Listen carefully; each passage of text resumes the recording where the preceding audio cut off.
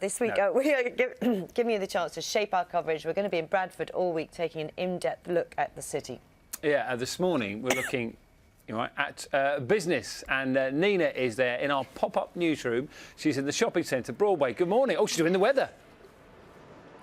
Yeah, good morning. I'm just learning how to do the weather here. Ian is showing me. It's much harder than it looks. I'm going to be a bit nicer to Matt Taylor next time I see him. So, 14, that's not 14 degrees, that's the wind speed, isn't it? That's the 11 wind speed. Thank you very much, Ian. I'll be coming back having a go at this later. And you are welcome. You are welcome to come to our pop-up newsroom in Bradford to tell us about the stories that matter to you. Over there, we've got Radio 4, Radio 5 Live. A big editorial team will be down here later as well, listening to your stories with a view to putting them on air on the 6 o'clock news, on the news channel, and across BBC North all week.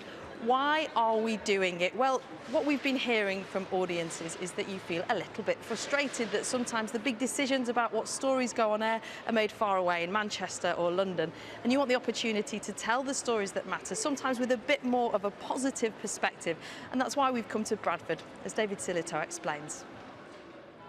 When I see Bradford on the news, I often see poverty, crime, all the grooming gangs, the rape. It's never anything to do with our achievements. Hi, my name's Rosemary. My name's Josh. Hi, my name's Faraha. I'm Jack. This is We Are Bradford, and it began with a meeting at City Hall, the BBC's editorial director and a group of young people talking about the news and Bradford. There's hundreds of people in this city who have incredibly positive stories to tell. There are so many things that have changed my life in Bradford that I wouldn't have been able to do in London. I'm not moving out for uni, I'm staying in Bradford. I'm going to show these people what I'm made of. And this is just the start of the conversations. Coinciding with an exhibition on the topic at the city's Science and Media Museum, BBC News is setting up shop in Bradford to try a new approach to news. So what's happening is that the BBC is bringing its resources here to help local people tell their own stories. This isn't about sugarcoating the truth or being a PR exercise for the city. It's simply an attempt to paint a broader and perhaps a fairer picture of Bradford. Are you from Bradford? You're from Bradford. Where are you from? This is Sabir, and she's part of the BBC team that's here in Bradford. When you think of Bradford in the news, what do you think? We are doing a project called BBC We Are Bradford. We're shifting the news narrative, you know. We want to make sure people from Bradford get to tell their own stories. I love the diversity. Okay. I love how there's so many different cultures in Bradford. The buildings, music, some overlooked part of Bradford life. Whatever people come up with is what We Are Bradford will be.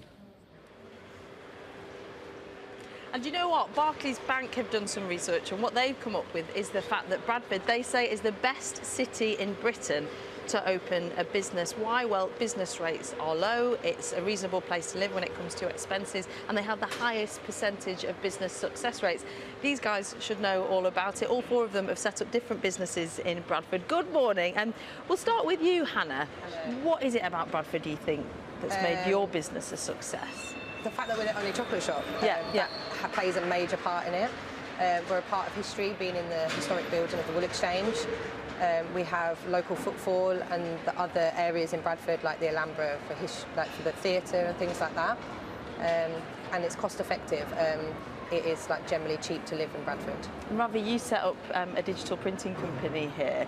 Have you benefited from those lower expenses, but also from support, haven't you, from the council? Absolutely. So similar to what Hannah was saying, there's small business rate relief scheme, there's lower rental costs, and again the cost of living is cheaper than other cities, so that can only be good for business.